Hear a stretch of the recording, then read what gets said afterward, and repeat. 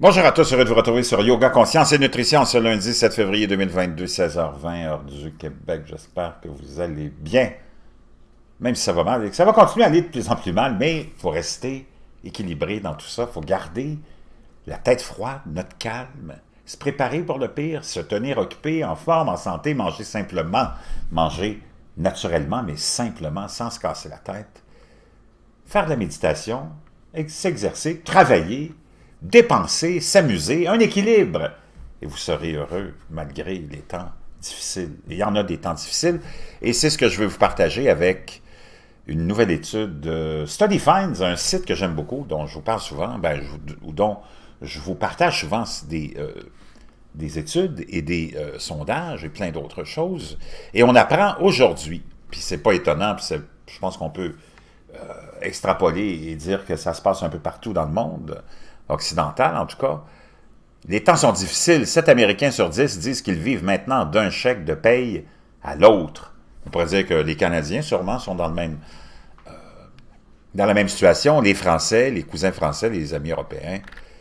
En ces temps difficiles financièrement, une nouvelle étude révèle qu'il devient de plus en plus difficile pour les gens d'économiser une partie de leur argent. En fait, 7 Américains sur 10 disent vivre d'un chèque de paye à l'autre. Un récent sondage auprès de 2007 adultes a révélé que 63% ne se voient pas atteindre un niveau de sécurité financière qui leur permettra de vivre le style de vie qu'ils souhaitent. Le manque d'éducation et de ressources financières peut être à blâmer, en particulier pour les femmes, qui étaient moins susceptibles de dire qu'elles avaient accès à ces outils par rapport aux hommes, 65 contre 84. Pour se renseigner sur la voie du confort financier, la plupart se tournent vers les médias sociaux, 45%, leur famille, 44%, ou les médias en ligne tels que les sites web d'actualité financière, 42%.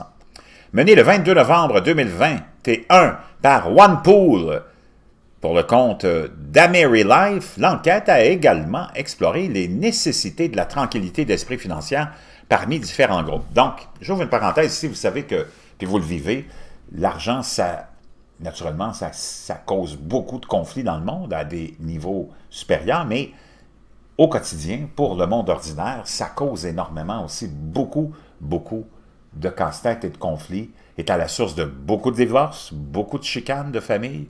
L'argent, c'est le nerf de la guerre. Qu'est-ce que tu veux? Que tu le veuilles ou non, que tu te mettes la tête dans le sable ou non. Et c'est toute cette angoisse, cette anxiété qui peut aussi amener à la maladie. Alors que la plupart des femmes ont noté l'absence de cette carte de crédit, de dette de carte de crédit, pour 59% d'entre elles, comme la condition la plus importante pour leur confort financier, la majorité des hommes pensent que c'est l'accession à la propriété qui leur donnerait ce confort financier. Pour les femmes, c'est pas de dette de carte de crédit. Les répondants différaient également dans ce qu'ils considéraient comme essentiel au bien-être financier. 70% des Américains gagnant plus de 150 000 ont trouvé un compte d'épargne très important, contre seulement 54% de ceux dont le revenu se situe entre 60 et 90 000. En moyenne, les répondants estiment qu'ils auraient besoin de 686 $ de revenus disponibles par mois pour se sentir à l'aise financièrement. C'est quand même pas beaucoup non plus, là. En ce qui concerne la retraite, l'Américain moyen prévoit de commencer à y penser à 40 ans. Cependant, 7 sur 10 avouent que leur compréhension du confort financier personnel n'a cessé de changer après avoir atteint l'âge adulte. Les choses ne se passent pas toujours comme prévu. Quel que soit votre revenu, avoir un budget est essentiel, déclare Denny Sautern, président des rentes et de la planification de la retraite pour AmeriLife, dans un communiqué. Si possible, une personne devrait avoir 6 fois de dépenses facilement disponibles en épargne. Une fois qu'ils y sont parvenus, ils peuvent alors cibler 30% de leur revenu sur ce qu'ils veulent et le 20% restant sur leur épargne. Plus une personne peut le faire tôt, plus cela l'amènera vers une retraite confortable. Il faut surmonter les obstacles financiers, nous dit-on. 76% des milléniaux, de cette génération des milléniaux, les milléniaux, sont susceptibles de dire qu'à un moment donné de leur vie d'adulte, une facture personnelle liée aux soins de santé les a amenés à dépenser une grande partie de leurs économies.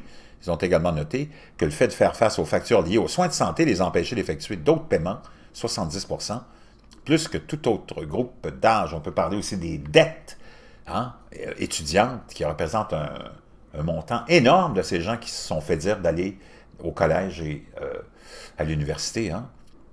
Pour la plupart des répondants de la génération Y, Ce sacrifice a pris la forme d'un acompte ou d'une hypothèque sur une maison, 57 à 56 %. Quel que soit leur âge, la grande majorité des Américains, 82 %, pensent que le confort financier est important pour le bien-être mental et émotionnel. Vous voyez, ils sont conscients de ça, les gens. Il est important de savoir comment compenser les coûts des événements planifiés et imprévus, ajoute Frank Tibiani, président de la distribution des agences de carrière pour AmeriLife.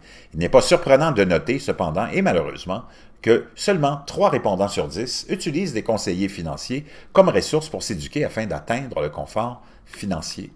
L'essentiel pour le confort financier, ça se résume à aucune dette de carte de crédit pour 57 % des Américains interrogés, une bonne cote de crédit pour 54 %, l'accession à la propriété pour 53 % des gens, revenus résidentiels, accessoires, disponibles, 52 %, compte d'épargne, fonds de mauvais temps hein, pour les périodes pluvieuses et nuageuses, 52 %, et pouvoir prendre sa retraite, 51 %.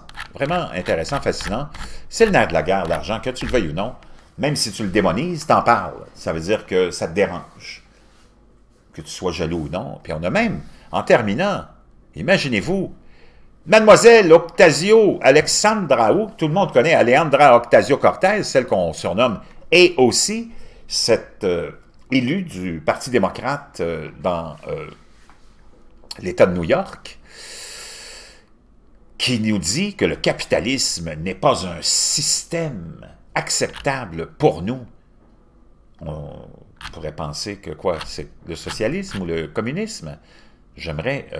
elle dit que le capitalisme est défectueux à la base, elle qui est partie d'un pays socialiste où la misère était rampante, est venue s'installer avec sa famille aux États-Unis, a eu la chance d'étudier, de travailler, et maintenant d'être élu au Congrès américain, c'est pas si mal. C'est incroyable comment on aime démoniser le capitalisme. C'est facile du côté des socialistes. Hein? Mais il n'y a pas vraiment de système parfait, sauf celui de s'occuper soi-même de son propre bonheur. Je vous reviens.